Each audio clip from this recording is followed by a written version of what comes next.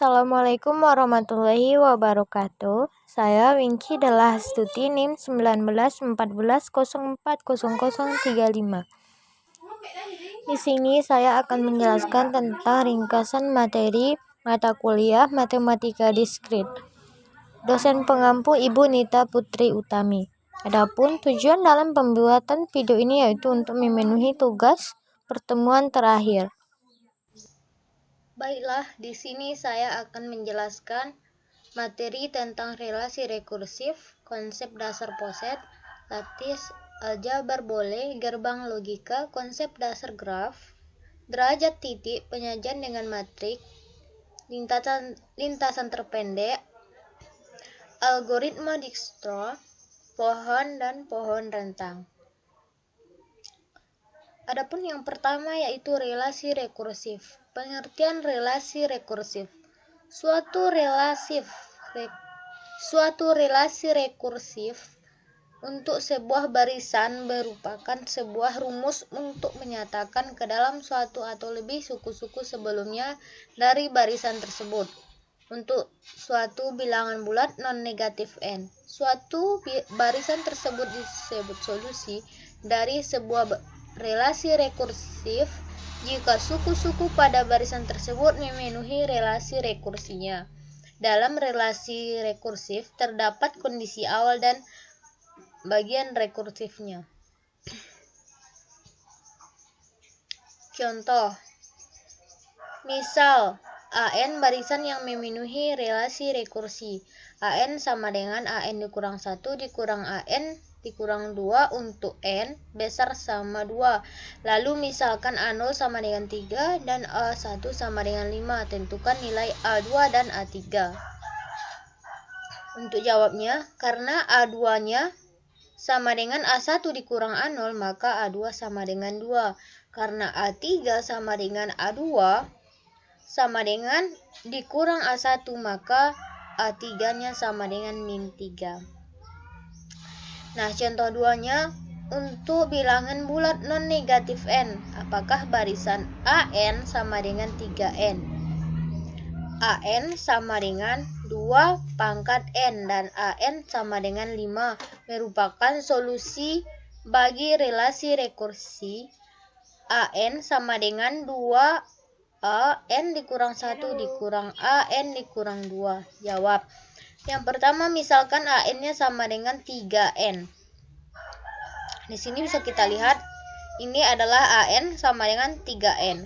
Untuk bilangan bulat non-negatif, maka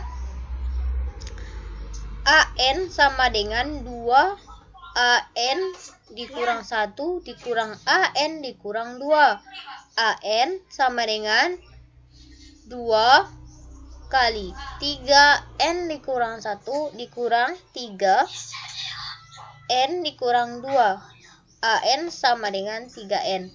Maka AN sama dengan 3N merupakan solusi bagi relasi rekursi AN sama dengan 2A N dikurang 1 dikurang AN dikurang 2.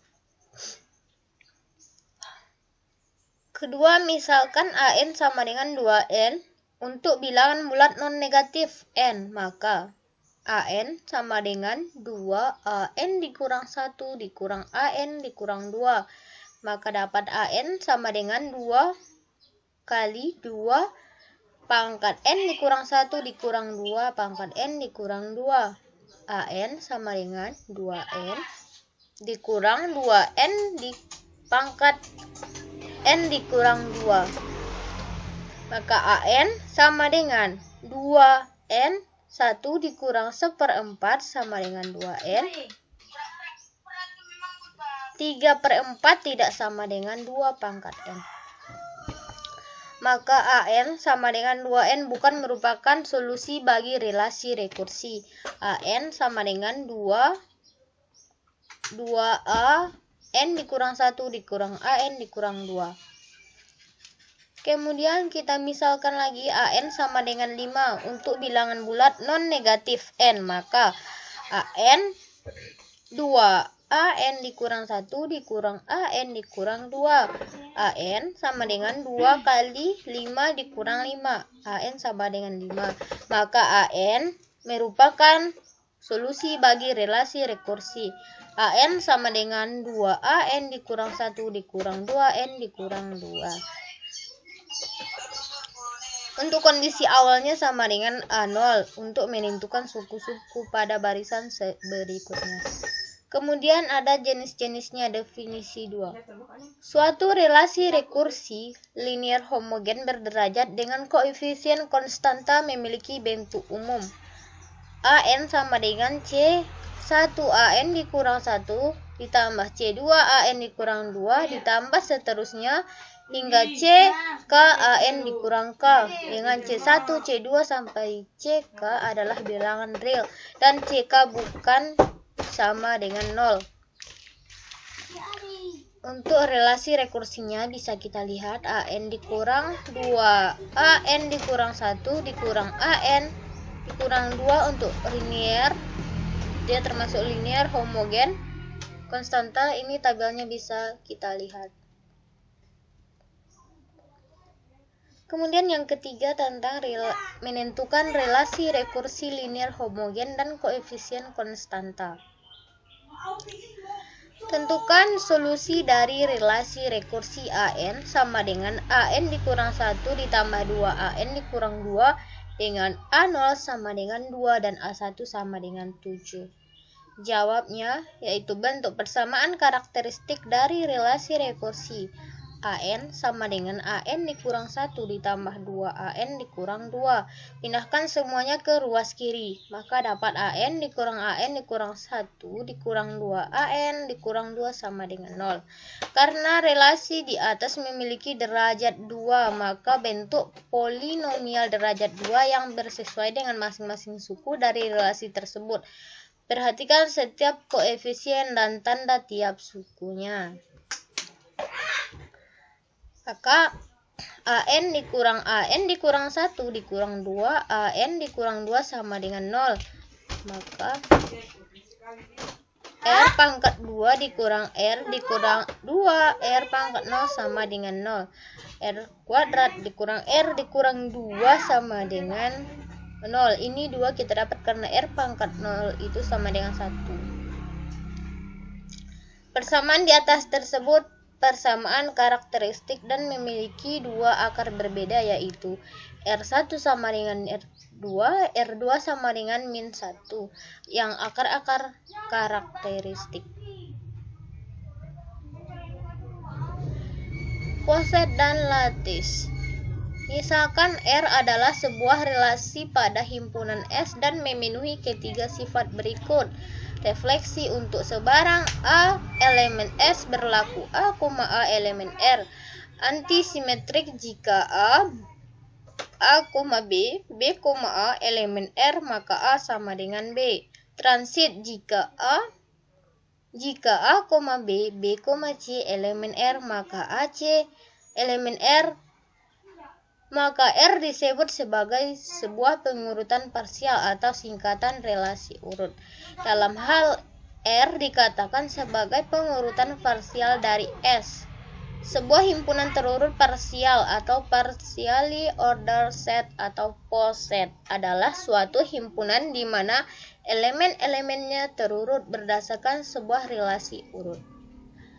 Sebuah lattice atau KCL adalah sebuah poset di mana A, B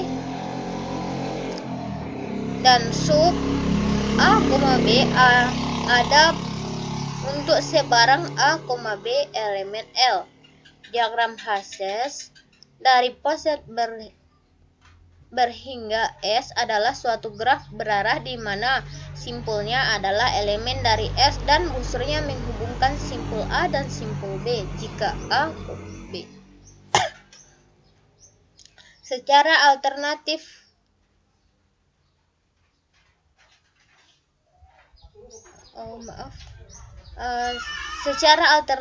diagram Hasse dapat digambarkan sebagai vertikal dari mana simpul A Digambarkan di bawah simpul B jika A besar B, dan kedua simpul tersebut terhubung langsung oleh ruas garis jika A, B. Dalam konteks Latin, infimum disebut mid dan supremum disebut join. Diberikan L, sebuah himpunan tidak kosong dan tertutup.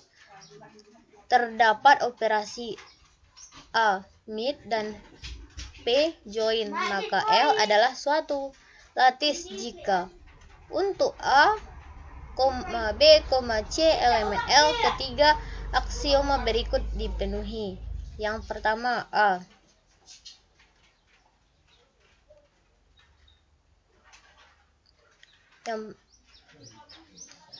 Yang pertama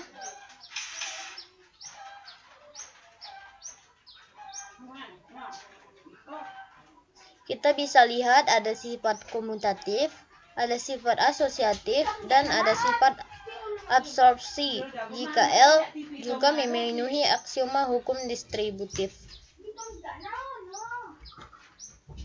Ini bisa kita lihat untuk penjabarannya. Maka yang L disebut lattice distributif. Aljabar Boolean.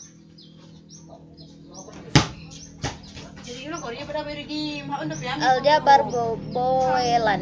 Definisi. Misalkan B adalah himpunan yang didefinisikan pada dua operator biner dan sebuah operator uner. Misalkan O, 0 dan 1 adalah dua elemen yang berbeda dari B, maka B ditambah titik-titik 0,1 disebut aljabar boolean jika setiap A, B, C, B berlaku aksioma berikut. Ini bisa kita lihat untuk identitasnya, komunikatif, distributif, komplement, atau hukum identitasnya.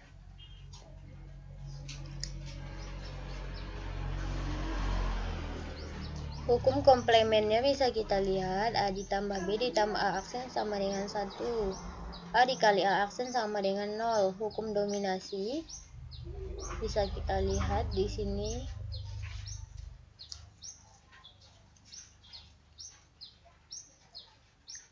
Aljabar Boolean nilai merupakan aljabar yang paling populer karena aplikasinya luas. Pada aljabar 2 nilainya bisa kita lihat di sini. Yang pertama B sama dengan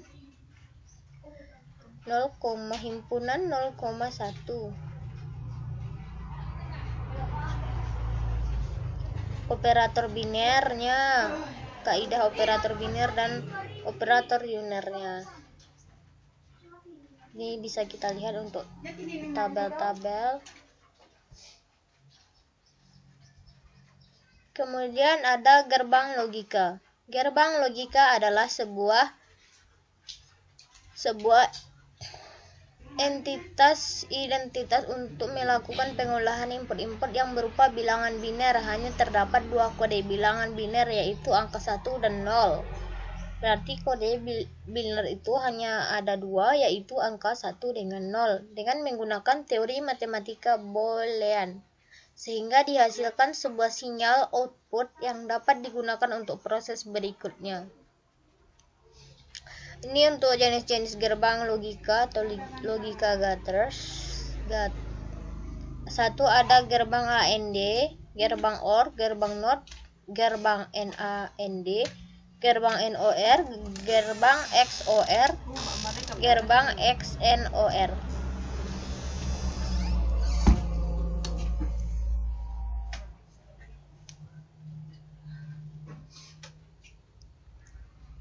Kita bisa lihat contoh gerbang logikanya. Buatlah rangkaian dan tabel kebenaran dari soal berikut. Z sama dengan A ditambah B, himpunan A ditambah B kali C. Kemudian yang kedua, A tambah B kali A. Jawabannya bisa kita lihat Z sama dengan A ditambah B kali C. Untuk rangkaiannya ini yang A, B, C. Untuk Tabel kebenarannya bisa kita lihat di sini. A-nya B, C, A ditambah B, A ditambah B kali C.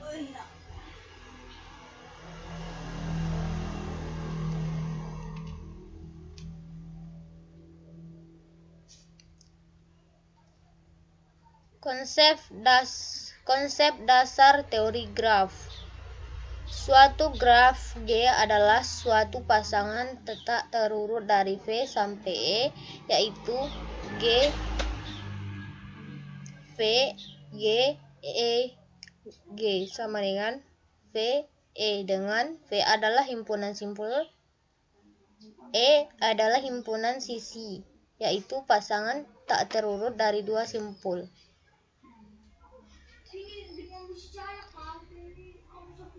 Istilah simpul akan diganti dengan titik dan sisi akan diganti dengan garis. Penggantian istilah ini karena dalam kehidupan nyata istilah titik dan garis lebih sering digunakan pada istilah simpul dan sisi. Graf khusus. Definisi graf tak berarah. Graf tak berarah G sama dengan himpunan V, E adalah graf dengan syarat P adalah suatu himpunan yang anggotanya disebut vertex atau titik. E adalah suatu himpunan dari pasangan tak terurut dari dua titik disebut edge atau garis. Definisi graf berarah. Graf berarah G himpunan P, A. P, A adalah graf dengan syarat P adalah suatu himpunan yang anggota disebut vertex atau titik. A adalah suatu himpunan dari pasangan terurut dari titik tersebut atau directed arc atau anak panah karena memiliki arah yang menunjukkan awal dan akhir.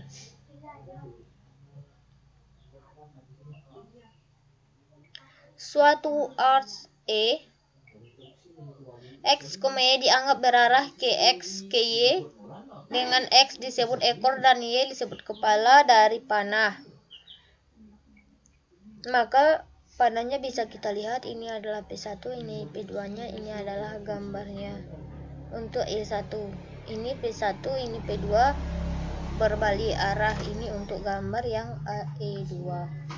Jika suatu graf tidak memiliki keterangan apakah graf berarah atau graf tidak berarah, maka diasumsikan graf yang dimaksud adalah graf tidak berarah. Kemudian ada di sini definisi graf kosong. Graf nol atau graf kosong adalah graf yang tidak memiliki garis. Notasinya adalah n dengan n, banyaknya titik dari n. Definisi graf bagian atau subgraf. Graf bagian H dari graf G sama dengan himpunan P, E adalah pasangan terurut dari W dan F, yaitu H sama dengan himpunan W, F dan WP dan FE dinotasikan dengan HG. Kemudian ada definisi graf teratur atau regular graph. Graf teratur adalah graf yang setiap titiknya memiliki derajat yang sama. Notasinya adalah RD dengan D sebagai derajat setiap titiknya. Banyak garis pada graf teratur adalah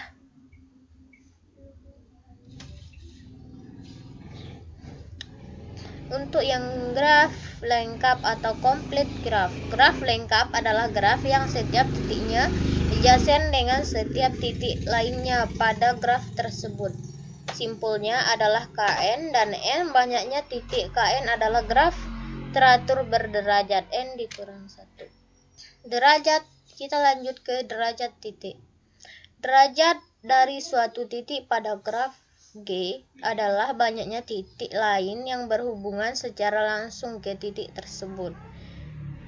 Kedua, menyajikan dengan matrik. Matrik yang digunakan untuk menyajikan sebuah graf adalah matrik adjacent atau adjacency matrik dan matrik insidensi atau insidensi matrik.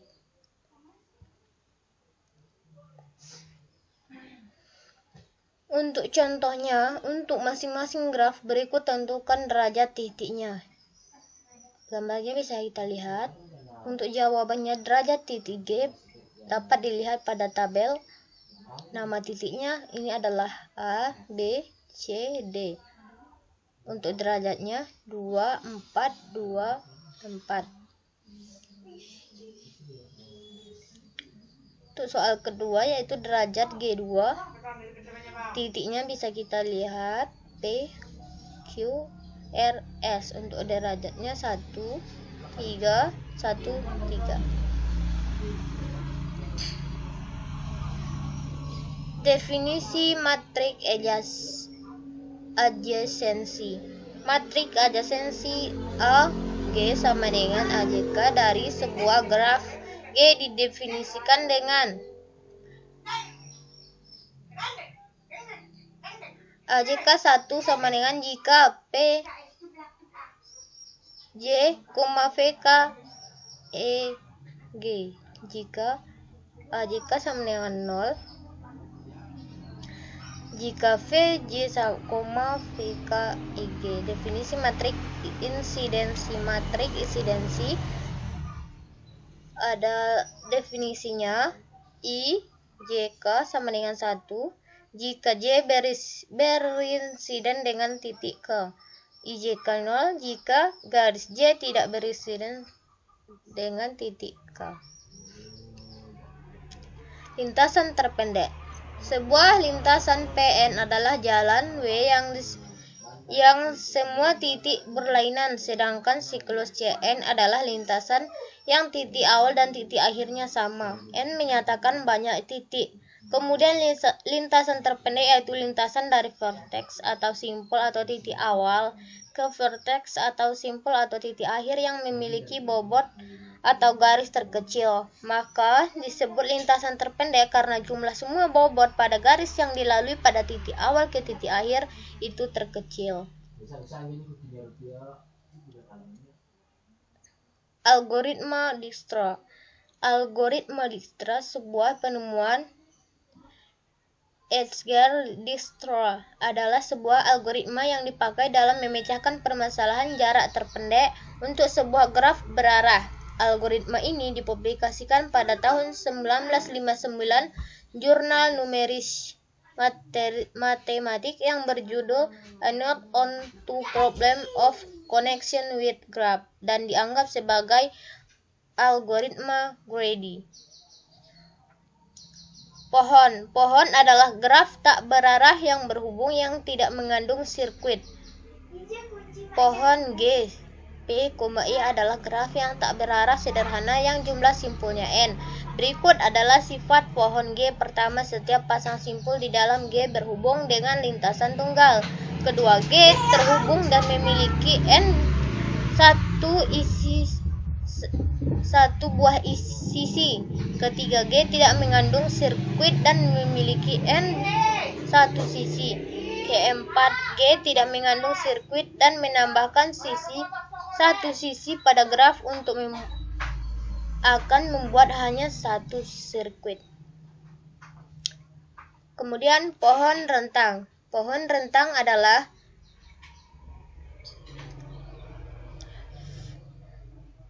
merentang yang berupa pohon dari graf terhubung. Pohon merentang dapat diperoleh dengan memutuskan sirkuit dalam graf terhubung. Simpul pada pohon merentang T sama dengan simpul pada graf G dan sisi-sisi pada pohon merentang T merupakan subset dari sisi graf G. Pohon merentang minimum. Pohon merentang minimum adalah pohon rentang dari suatu graf yang berbobot. Untuk persoalan pohon merentang minimum adalah menentukan sisi-sisi yang menghubungkan titik pada jaringan hingga didapatkan jumlah bobot sisi yang minimum. Untuk gambar-gambarnya bisa kita lihat, ini ada 3. Baiklah, sekian penjelasan dari saya. Mohon maaf jika ada kesalahan. Wassalamualaikum warahmatullahi wabarakatuh.